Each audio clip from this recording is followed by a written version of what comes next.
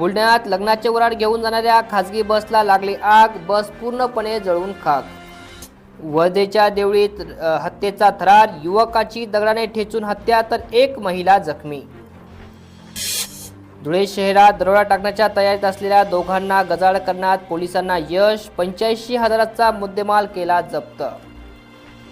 नांदेड येथे शस्त्राचा धाक दाखवून दरोडा टाकून आरोपी फरार, पोलिसांचा तपास अद्याप देखील सुरू। नवी मुंबईत बँक ऑफ इंडियाचे एटीएम मशीनच्या कॅश ट्रे तोडण्याचा प्रयत्न करणाऱ्या आरोपींना पोलिसांनी ठोकल्या बेड्या। नाशिक शिक्षक मतदारसंघाच्या निवडणुकीसाठी प्रशासन सज्ज, झाल्या पूर्ण तयारी। छत्रपती संभाजीनगर या ठिकाणी नीट परीक्षेच्या गोंधळाच्या पार्श्वभूमीवर अन्यायग्रस्त विद्यार्थ्यांनी काढली निषेध रॅली।